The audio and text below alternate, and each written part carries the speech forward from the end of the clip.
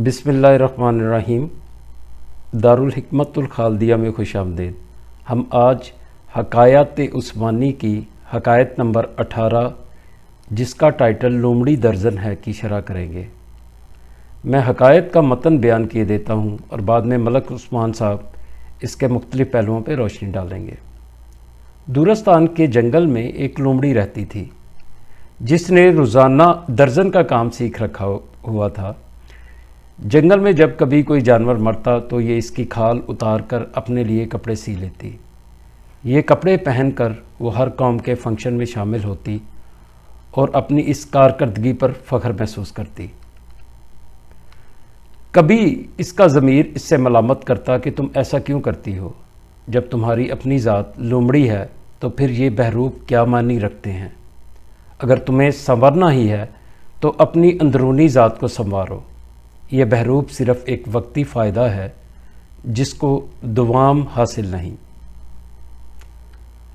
लोमड़ी बहरहाल अपने ज़मीर की इस आवाज़ को नज़रअंदाज करती रहती और इसने अपना दर्जन का पेशा ना छोड़ा।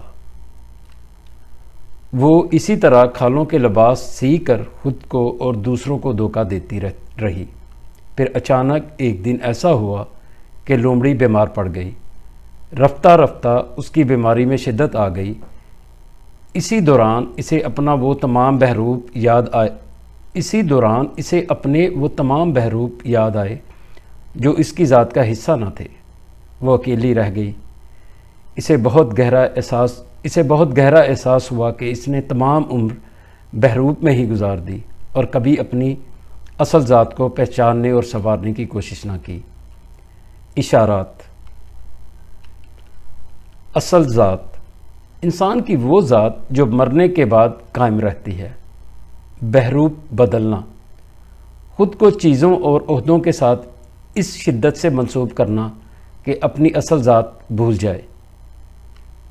अपनी ज़ात को पहचानना और संवारना, इस दुनिया में अपनी इस्तेदाद और सलाहियतों को इस्तेमाल करके अपने शऊर को कायनाती शऊर यानी कॉस्मिक कॉन्शियसनेस के साथ हम आहंग करना। बिस्मिल्लाहिर्रहमानिर्रहीम। अस्सलाम वालेकुम।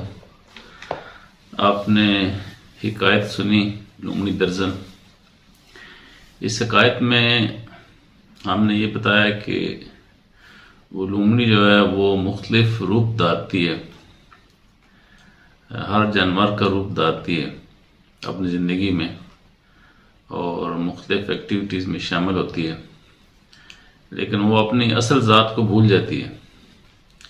इसलिए जब वो करीबुल मर्ग होती है तो उसको ख्याल आता है कि उसने सारी ज़िंदगी अपने आप को दूसरों के साथ आइडेंटिफाई करने में या दूसरों के रूप धारने में या वो रूप धारने में जो कि खालस उसकी ज़ात का रूप नहीं था उसमें गुजार दी और अपनी ज़ात को ढूंढने, तलाश करने, पहचानने और उसे डेवलप करने का मौका जो है वो ज़ाया कर दी।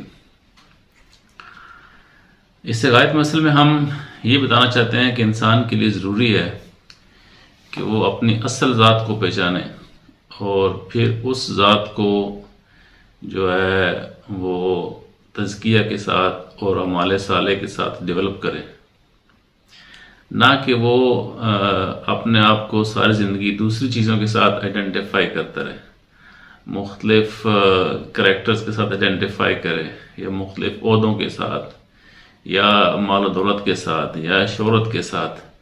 तो ये चीज़ें जो हैं वो उसके लिए एक मास्क का काम, यानी उसकी असल शख्सियत को मास्क कर देती हैं, तो जिस वजह से वो अपनी असली ज़ात को पहचान नहीं पाता और उसको डेवलप नहीं कर पाता।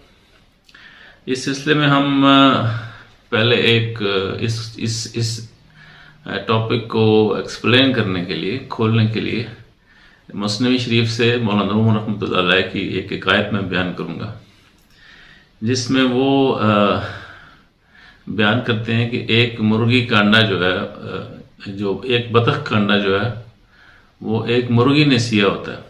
तो जब वो अंडों से बच्चे निकलते हैं तो बतख का बच्चा भी मुर्गी के बच्चों के साथ परवरिश पा रहा होता है, लेकिन वो पानी से डर रहा होता है اگرچہ بطخ جو ہے وہ خشکی میں بھی اور تری میں بھی، یعنی زمین پر بھی اور سمندر دریا میں بھی تیر سکتی ہے، زمین پر چل سکتی ہے اور دریا میں تیر سکتی ہے، یہ اس کی صفات میں سے ہے، لیکن چونکہ وہ مرغی کے زیر سایہ رہا ہوتا ہے اس لیے وہ پانی سے خوف کھاتا ہے۔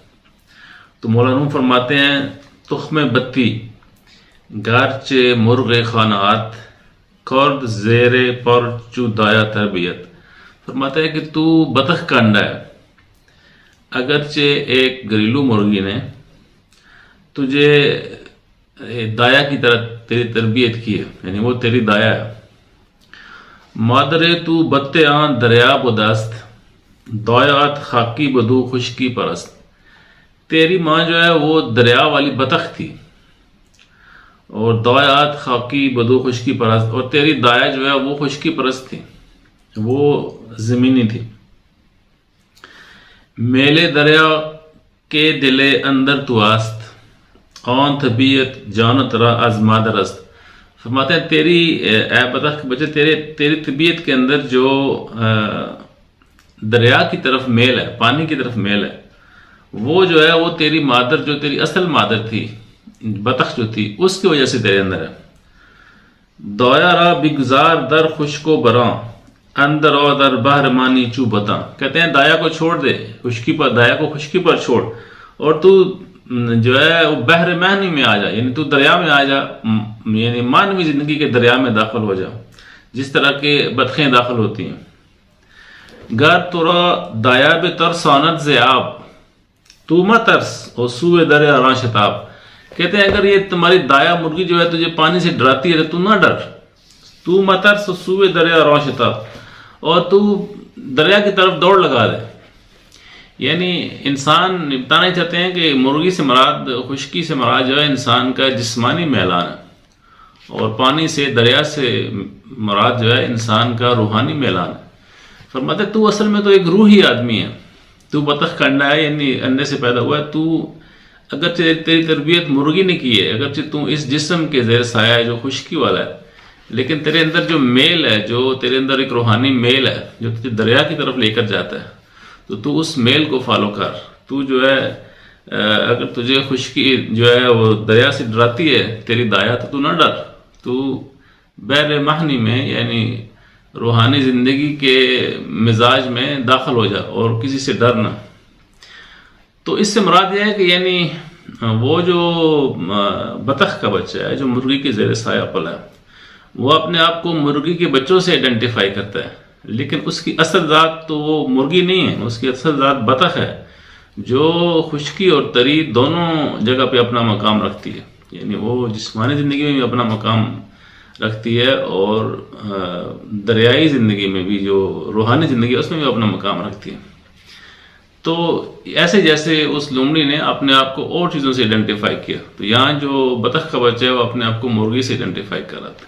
ایسے ایک انسان کو زندگی میں واسطہ پڑتا ہے جب اپنے آپ کو وہ بالکل جسمانی اور مادی چیزوں سے آئیڈینٹیفائی کرتا ہے اور اپنی روحانی جہت کو بالکل بھول جاتا ہے۔ اس کو ہم قرآن پاک سے ایک مثال دیتے ہیں۔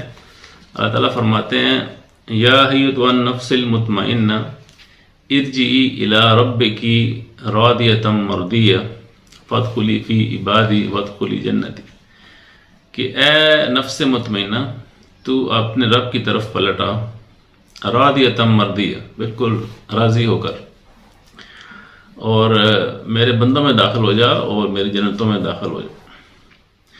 اب دیکھیں جو نفس مطمئنہ ہے یہ ایک نفس کی ایلیویٹڈ سٹیج ہے جس میں وہ نفس جو ہے مکمل سیٹسفائیڈ ہو گیا، مطمئن ہو گیا، یعنی اس نے اپنے آپ کو پہچان لیا، اپنے رب کو پہچان لیا۔ لیکن نفس مطمئنہ سے نیچے جو نفس کی سٹیجز ہیں، یعنی ایک نفس جو ہے اس کو نفس مطمئنہ بننے تک جن سٹیجز سے گزرنا پڑتا ہے، ان ساری سٹیجز میں وہ پورے معنوں میں سیٹسفائی نہیں ہوتا، پورے معنوں میں اس نے اپنے آپ کو پہچانا نہیں ہوتا، نہ ہی اپنے رب کو پہچانا ہوتا ہے۔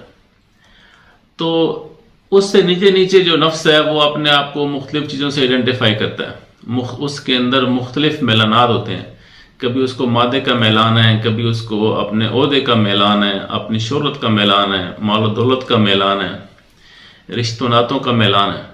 یہ جتنے میلان ہیں اس کے رجحانات ہیں، جس کے جو انکلینیشنز ہیں اس کی، جب اس پہ قابو پاتا جاتا ہے تو آہستہ آہستہ وہ نفس مطمئنہ کی طرف بڑھنا شروع ہوتا ہے، اور ایک ٹائم میں وہ نفس مطمئنہ بن جاتا ہے، یعنی کہ قلب سلیم بن جاتا ہے. جب قلب سلیم بن جاتا ہے تو پھر وہ اپنے رب کی طرف آ جاتا ہے. جب اپنے رب کی طرف آ جاتا ہے تو وہ رب کے بندوں میں شامل ہو جاتا ہے، اور پھر وہ رب کی جنتوں میں شامل ہو جاتا ہے.